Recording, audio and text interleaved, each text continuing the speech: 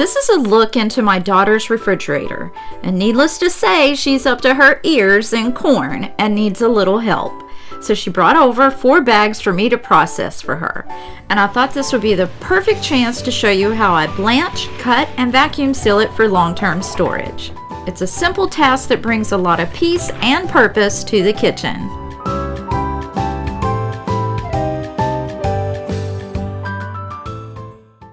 Blanching is a critical first step in preservation. The act of blanching stops the enzymatic action within the vegetables that impacts texture, flavor, and color.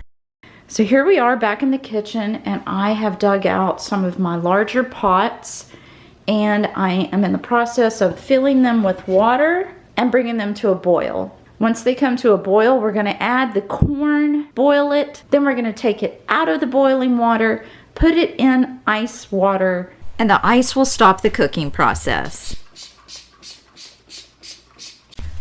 When doing any kind of food preservation, it is always important to work in a clean and sanitized workspace. I like to use some form of bleach cleaner, scrub it very well, and of course make sure that it's rinsed thoroughly. Now it's safe to begin filling your sink 1/2 to 3/4 full with water, and we'll add the ice later. Back at the stove, one of our pots has reached the boiling point, so now we can begin adding our corn. When choosing your pots, be sure to choose pots that are large enough to accommodate the vegetables without overcrowding. The goal is just to allow enough room for it to move around without any of the corn touching the bottom of the pan. Now that we've added the corn, we have to wait until it returns to a boil. Our second pot of water has now reached the boiling point, so we can begin adding corn to it as well. I would like to point out that it's always a good idea to use some long tongs when adding or removing the corn from the boiling water. This third pot that I added to the stove hasn't came to a boil yet, so I'm going to go ahead and turn that off and set it aside. I think we can work more safely and efficiently with these 2 larger pots in the front. I'm going to go ahead and place lids on the pots. Our first one has returned to a boil, so I will be setting the timer for 4 minutes. I'm pointing out these lids because they are now my favorite thing, because these 2 lids replaced all the lids in my pots and pans cabinet. They have grooves that help them adjust to different sizes of skillets and pots. If you're interested, I'll be sure to link them down below.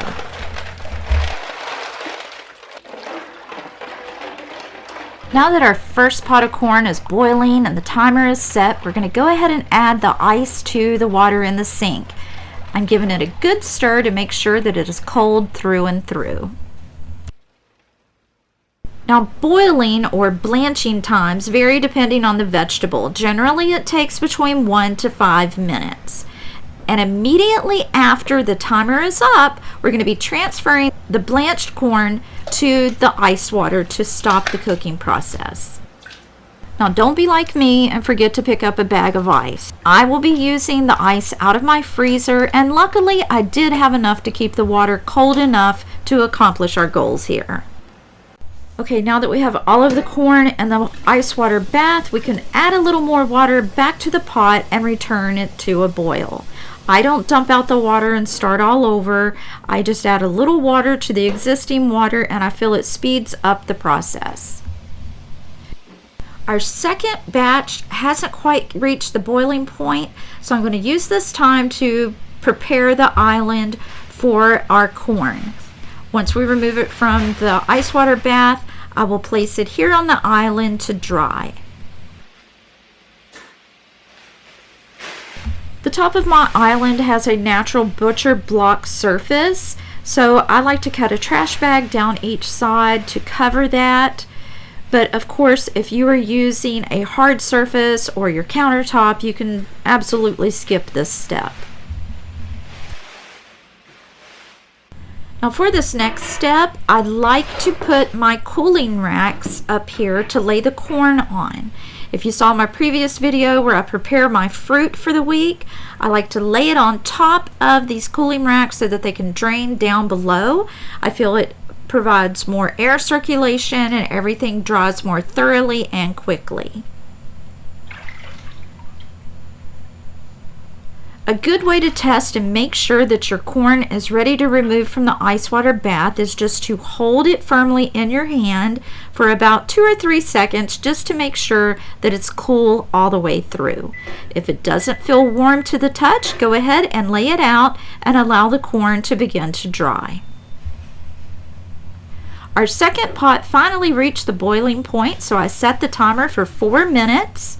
And our empty pot has also reached a boiling point, so I'll be refilling that with more corn to get that started again as well. So now we have one drying, one boiling, and one waiting to boil. So now I've shown you all the steps of the blanching process: the boil, the ice water bath, and the drying, and now we're just going to continue to do that process for the rest of the corn.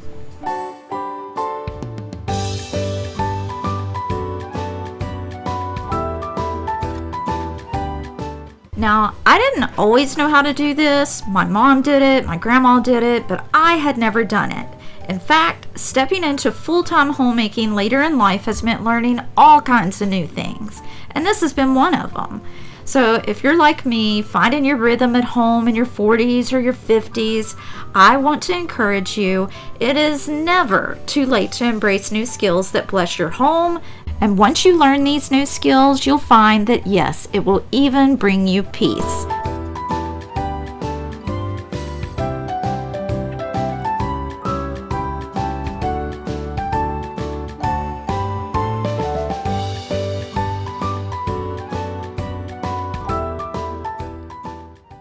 And just like that, we've completed step 1, the blanching process.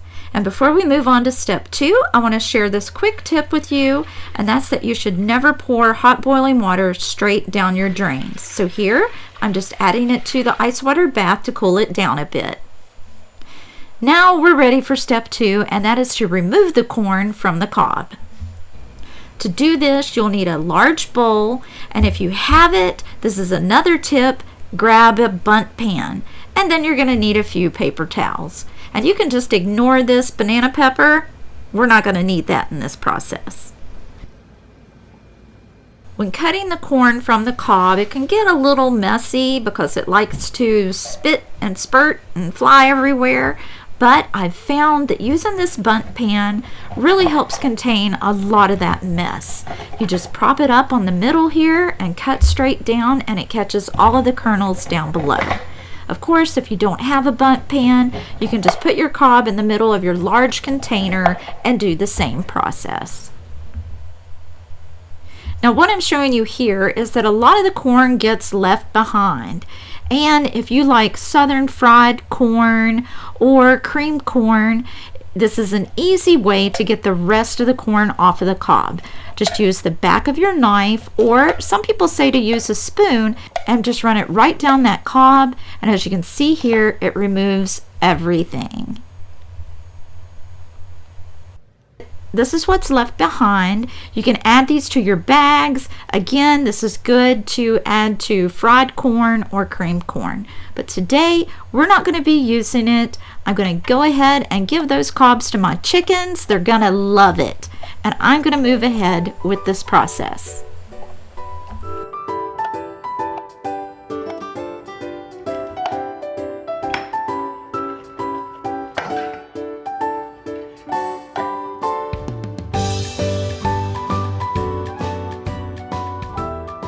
Okay, so we have all of the corn removed from the cob, which leads us to our third step, and that is to measure and vacuum seal the corn. Okay, let me show you what you'll need for this step. I've decided to do 2-cup portions for each bag, so you'll need a measuring cup, a scale, and make sure that your scale is set on weight. You'll also need a vacuum sealer. This is a commercial grade from Cabela's, but you can find them fairly cheap at Walmart. I like to put my cutting board in the front just to level out that bagging area. And I will be using these 1-quart pre-cut sealing bags. And you'll also need a roll of paper towels. Now when I started this out, I was of course putting the corn in the measuring cup, and then I was dumping that into the vacuum seal bags.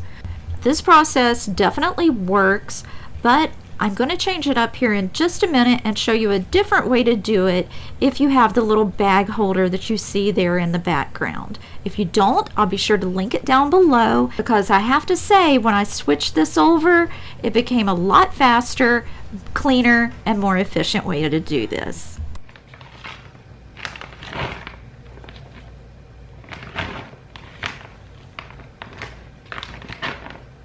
Okay, enough of that. Let me go ahead and show you this other way.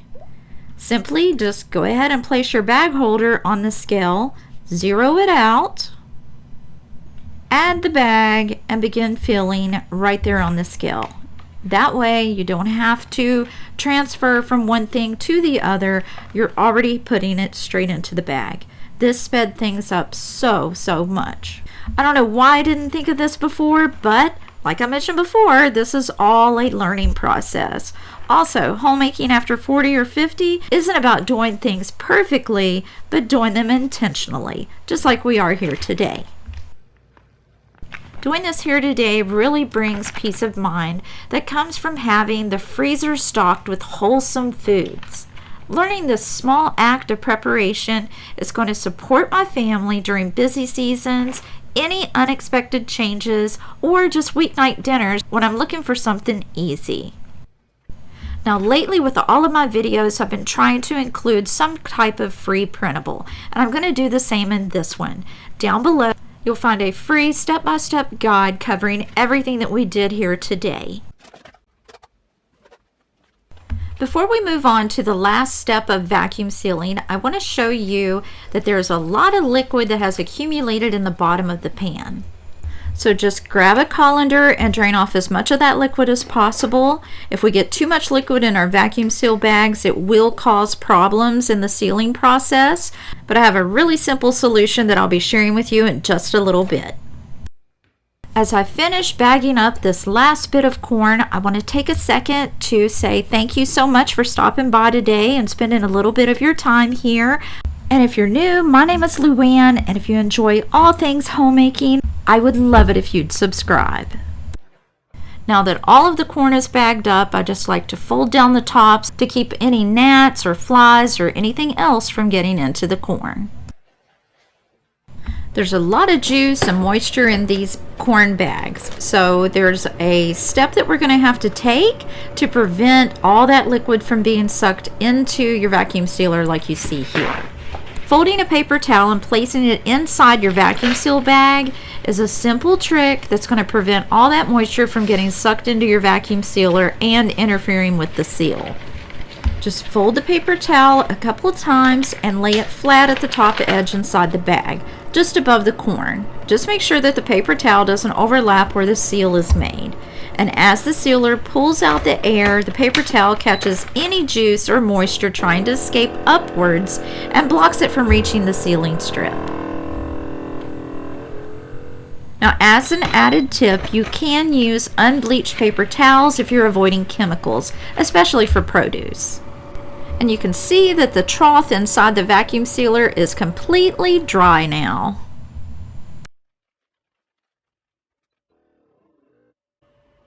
So today we took fresh corn on the cob and walked through the simple steps to blanch, cut, and vacuum seal it for long-term freezer storage. It's a practical way to stretch your grocery budget, reduce waste, and bring a little more peace and purpose into your kitchen routines. These are the small tasks that truly add up to a well-run, heart-filled home.